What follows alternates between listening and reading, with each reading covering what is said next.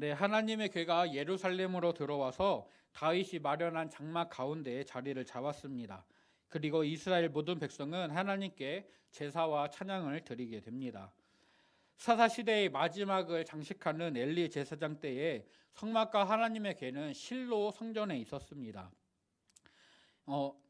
그런데 이스라엘 백성들이 블레셋과의 전쟁을 위해서 실로에 있던 그 여호와의 궤를 블레셋과의 싸움터로 가지고 갔고, 이 전쟁에서 패하여 블레셋의 이 법궤를 빼앗기게 됩니다. 하지만 하나님은 블레셋의 진노를 내리시고 형벌을 내리셔서 궤가 이스라엘로 다시 돌아오게 하셨습니다.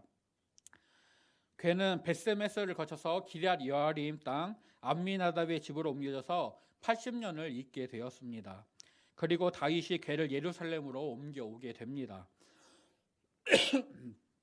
궤가 암미나답의 집에 있던 이 시간 동안 실로에 있던 성막은 기브온으로 옮겨지게 되었습니다.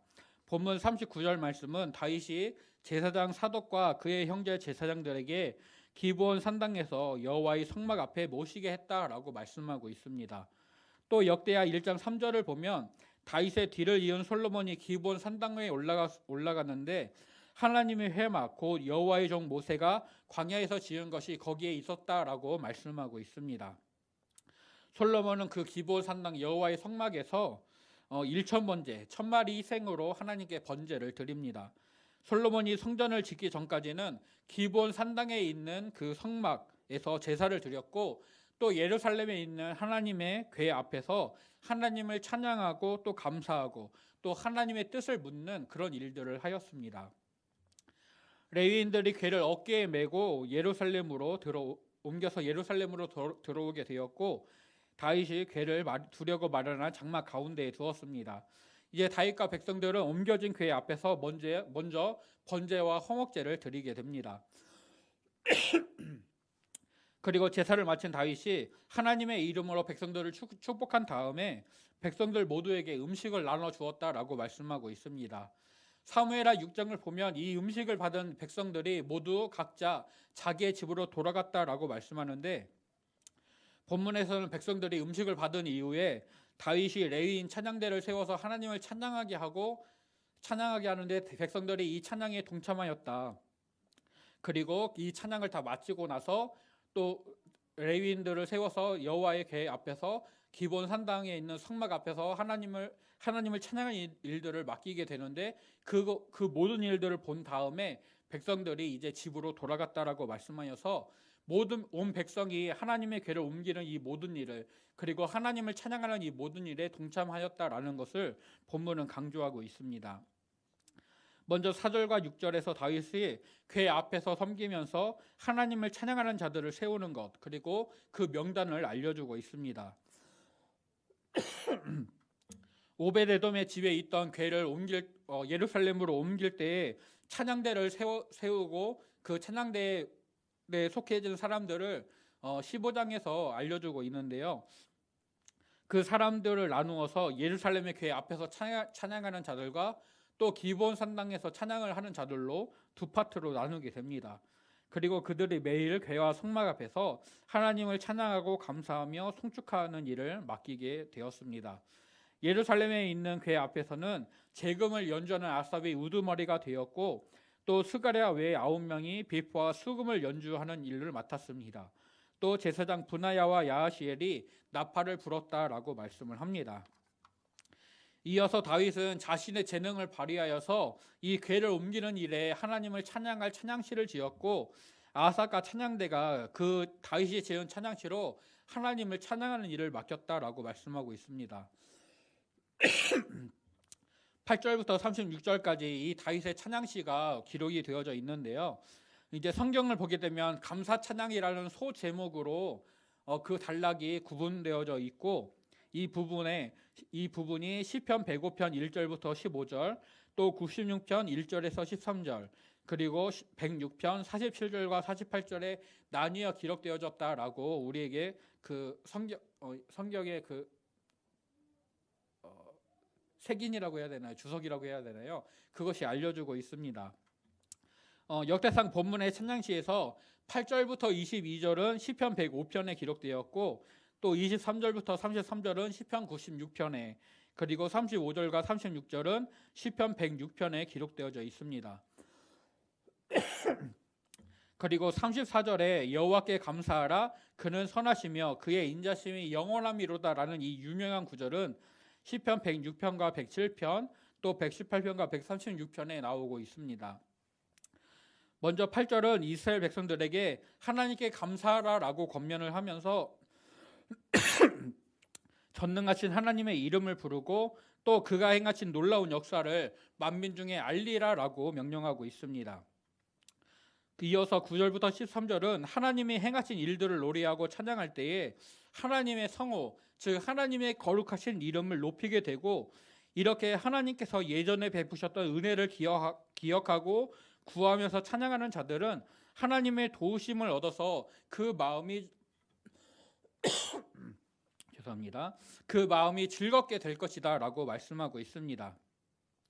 이스라엘의 역사에서 증거되는 대로 그리고 하나님은 놀라운 역사와 은혜로 이스라엘의 조상들에게 그들을 인도하시고 돌보시는 그런 은혜를 베풀어 주셨습니다. 또 지금 궤를 옮기는 다윗이 이스라엘의 두 번째 왕으로 세워지는 그 과정에서도 하나님의 놀라운 능력과 역사가 나타났었습니다.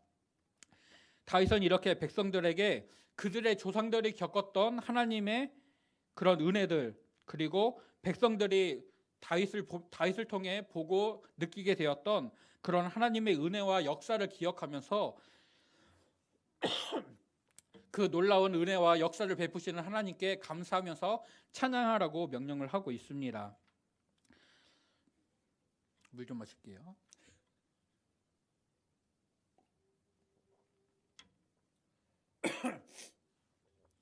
네, 이런 다윗의 권면은 14절과 15절의 선언을 근거로 하는데요. 이스라엘에게 놀라운 능력과 역사를 이루신 분은 여호와 하나님이시다. 그리고 하나님의 말씀은 이스라엘에게 영원히 기억될 언약이 되었다라고 선언합니다. 이 언약은 그들의 조상 아브라함과 이삭과 야곱에게 세우신 영원한 언약입니다. 아브라함이 하나님으로부터 가나안 땅을 기업으로 주시겠다라는 약속을 받았고 이 약속이 이삭과 야곱에게로 이어지게 되었습니다.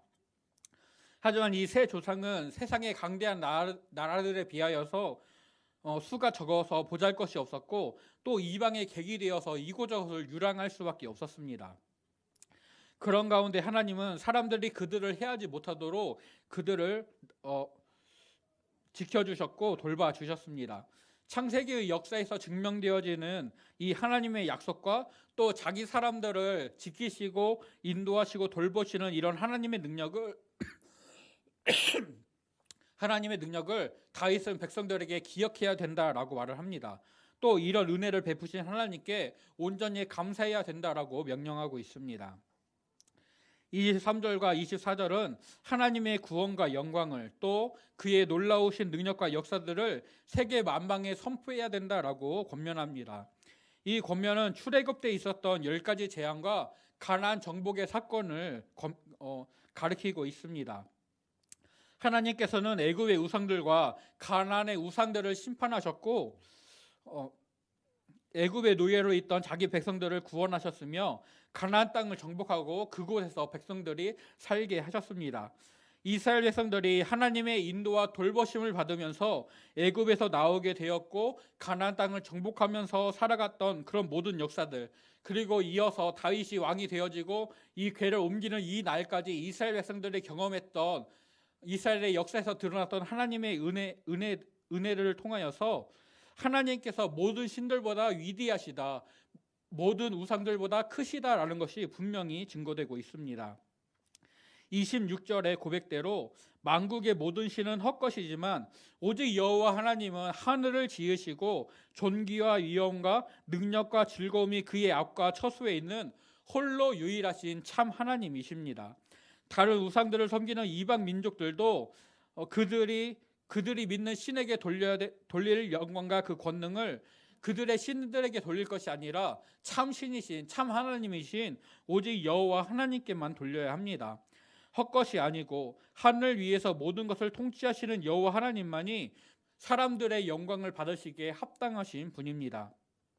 이스라엘을 비롯한 이방 민족들 모두 온전한 제물을 가지고 또 아름답고 거룩한 예물을 가지고 하나님 앞에 나와서 하나님만을 경배해야 합니다. 30절부터 다윗은 온 자연 만물에게 하나님을 찬양해야 된다라고 권면하고 있습니다.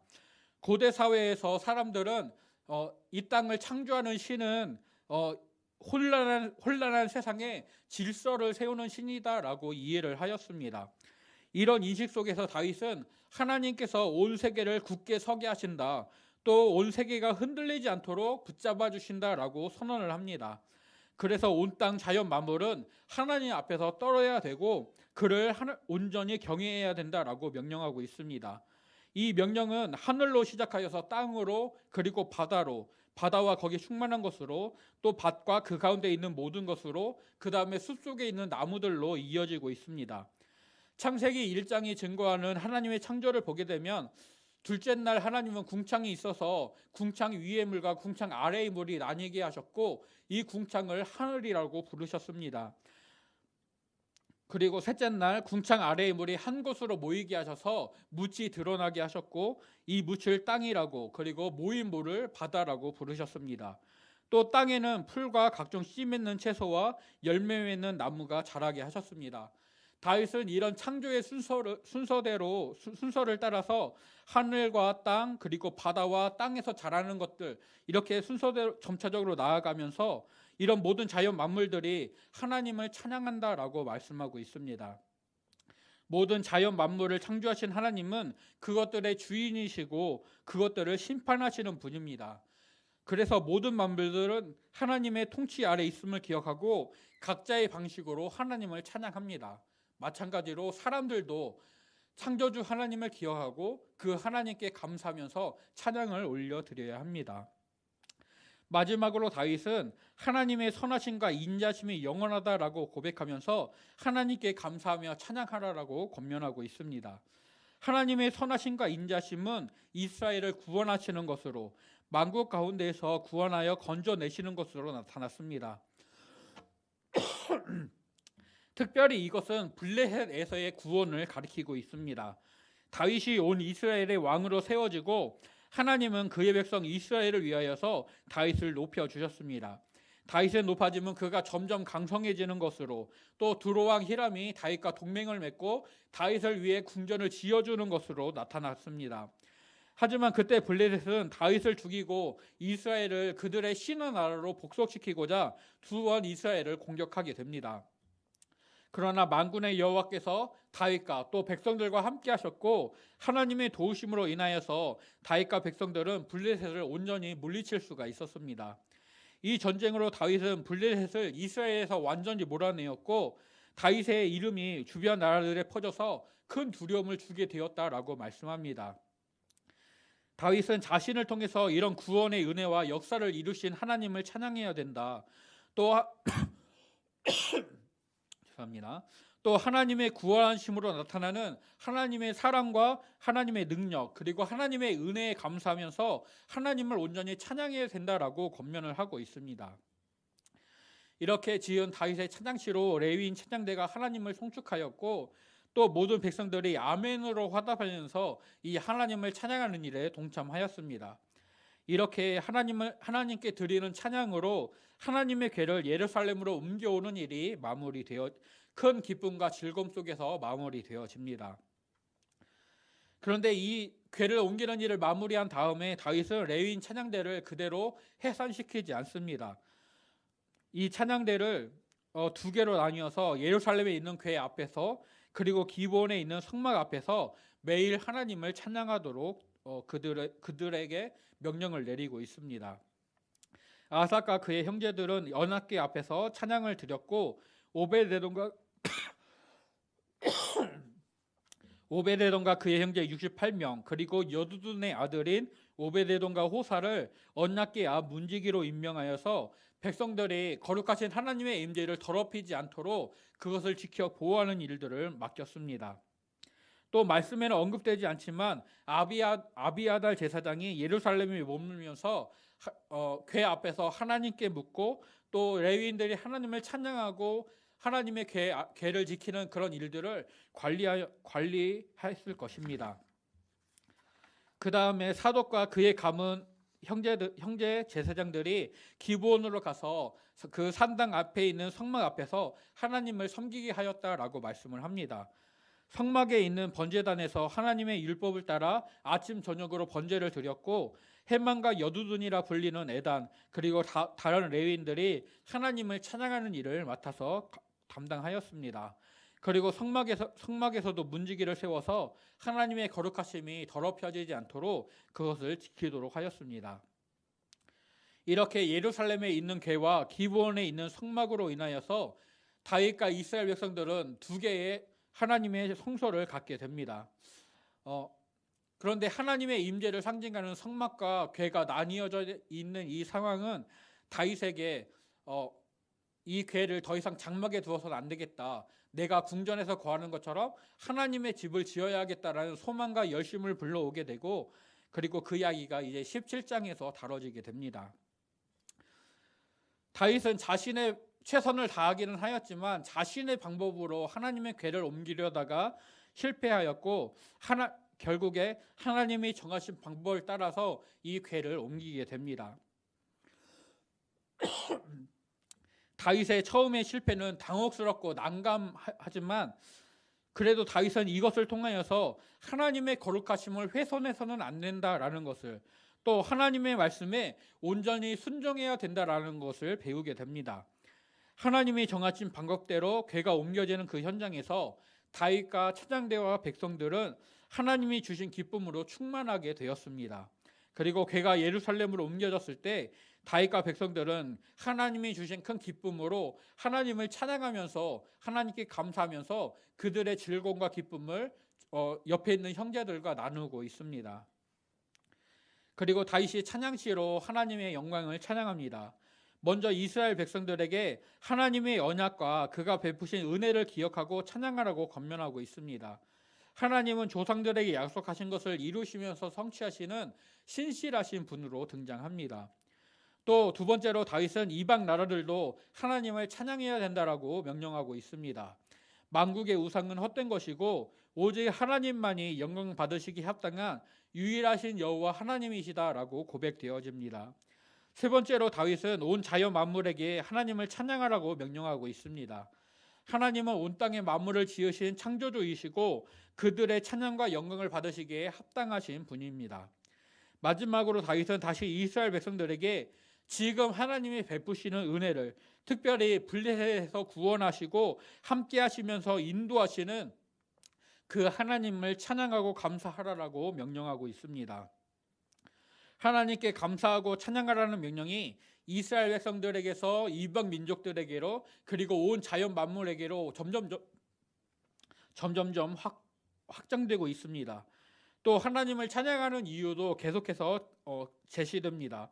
그분이 여호와 하나님이시기 때문에 또 예전에 하나님이 베푸셨던 은혜와 능력과 기사와 그 모든 것들을 기억을 하면서 또 지금 당장 하나님이 그들을 구원하시고 돌보시고 인도하시는 것들을 생각하고 기억하면서 하나님을 찬양해야 된다라고 명령하고 있습니다.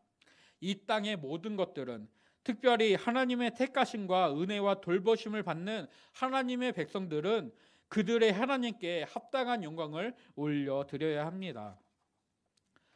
포로에서 돌아온 백성들에게 하나님의 궤를 옮기는 다윗과 이에 관련된 이야기, 특별히 오늘 하나님의 전능하심과 홀로 유일하신 그 하나님께 합당한 영광과 찬양을 올려드려야 된다는 이 다윗의 권면, 명령은 하나님의 거룩하심을 훼손해서는 안 된다라는 경고와 함께 세상의 그 무엇보다도 크고 강하신 헛된 우상들과는 결코 비교할 수 없는 그 한 분 하나님을 섬기고 찬양하고 그 말씀에 온전히 순종해야 된다라는 것을 가르쳐주고 있습니다. 그들은 하나님의 백성으로서 하나님의 놀라운 역사와 은혜를 기억하면서 하나님을 높여 찬양해야 됩니다. 포로로 잡혀가 있던 그들을 하나님께서 은혜로 구원하셨고 다시금 하나님의 약속의 땅 가나안 땅으로 돌아오게 하셨습니다. 그곳에서 하나님을 위한 성전을 다시 짓고 하나님을 예배하는 자들로, 하나님의 백성들로 다시 삼아 주셨습니다. 이제 그들은 하나님의 거룩하신 이름에 합당한 영광을 올려드리도록 그들의 삶을 구별하여서 하나님께 맞춰가는 삶을 살아야 합니다. 그들의 방법대로가 아닌, 세상의 방법대로가 아닌 오직 하나님의 말씀대로 살아가는 믿음이 그들에게 요구되고 있습니다. 또한 오늘 우리에게도 이것을 교훈하고 있습니다. 오늘 나는 나의 삶에서 하나님의 거룩하심을 지키고 하나님이 받으시기에 합당한 영광과 찬양을 올려드리는 그런 믿음의 삶을 살고 있는가? 하나님의 은혜와 능력을 기억하면서 또 하나님이 지금 나를 인도하시고 돌보시는 것을 인정하면서 내가 하나님께 나의 뜻을 맞추고 하나님의 인도하심에 순종하면서 하나님과 동행하는 삶을 살고 있는가? 아멘. 우리가 그런 믿음의 삶을 살아내기를 간절히 소원하고 축복합니다. 오늘 이 말씀으로 우리 자신에게 질문하면서 하나님의 거룩하심을 훼손하지 않는 구별된 믿음의 삶으로 또 예전이나 오늘이라 동일하게 베푸시는 그 은혜에 감사하면서 하나님이 받으시기에 합당한 찬양과 영광을 올려드리는 저와 성도님들이 되시기를 간절히 소원합니다. 다윗은 이스라엘 백성들에게 이전에 하나님이 베푸셨던 은혜를 기억하라, 지금 하나님이 돌보시는 은혜를 기억하라, 생각하라 라면서 하나님을 찬양해야 된다라고 권면하였습니다. 또 그 은혜에 감사해야 된다라고 권면하였습니다. 오늘 예배 전에 모든 상황 속에서 주를 찬양할지라, 그리고 내가 매일 해야 하는 말 감사합니다, 이 두 곡의 찬양을 고백하였는데요. 내가 어떤 상황에 처해 있든지 이것이 하나님의 인도하신 가운데 있다라는 것을, 이 모든 상황이 하나님의 주권 속에 있다라는 것을 우리가 분명히 인정하고 오직 하나님 앞에 우리가 감사와 찬양의 고백으로만 하나님께 영광을 올려드릴 수 있기를 간절히 소원합니다. 이스라엘 역사에서 하나님의 은혜는 늘 풍성하게 나타났지만 이스라엘 백성들이 그 은혜를 저버리고 원망하고 불평하게 될 때, 하나님께 감사하지 못할 때에 그들이 하나님의 엄중한 경고와 심판을 받았던 것을 또한 그 역사에서 우리는 분명히 보고 있습니다. 이 모든 역사를 통해서 드러나는 하나님의 은혜들, 그리고 이스라엘 백성들이 온전히 살아내지 못하였던 그들의 믿음의 삶을 우리가 본받아서 그들과는 다르게 하나님께 감사하면서 하나님께 순종하면서 우리가 걸어가야 되는 믿음의 삶을 온전히 걸어가는 저와 성도님들이 되시기를 간절히 소원하고 축복합니다.